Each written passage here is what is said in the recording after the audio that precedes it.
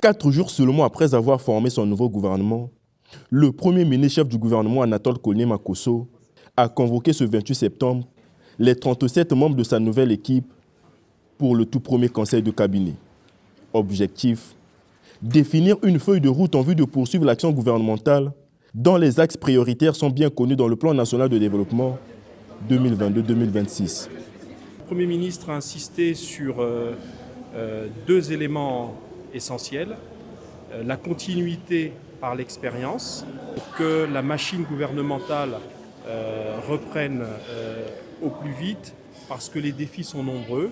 Nous avons reçu notre feuille de route gouvernementale et chacun de nous, après l'avoir intériorisée, va s'empresser de la mettre en œuvre. Le gouvernement Makosso, dont la majorité a été reconduite, a connu 3 entrants, Jean-Baptiste Andaï, Lydie Pongolt et Juste Désiré Mondélé, tous sortis du cabinet de la présidence de la République.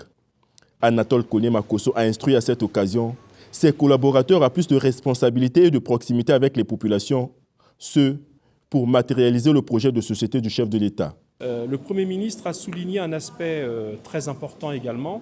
Il a demandé aux membres du gouvernement d'être présents sur le terrain. Il est vrai que dans le travail gouvernemental, nous avons tout un aspect de réflexion, de cabinet qui est nécessaire parce qu'on ne peut pas prendre des décisions et mener une action sans y avoir réfléchi au préalable.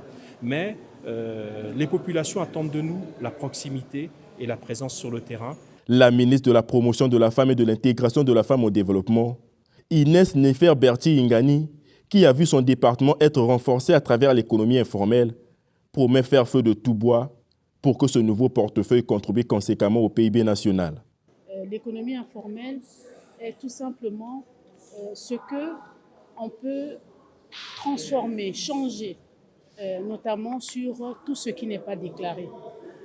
Dans notre pays, vous savez qu'il y a l'injustice fiscale qui règne dans notre pays. Il va falloir aussi réorganiser tout ce secteur-là pour valoriser, pour qu'il puisse émerger du secteur informel vers le secteur formel pour pouvoir générer des revenus aussi à l'État.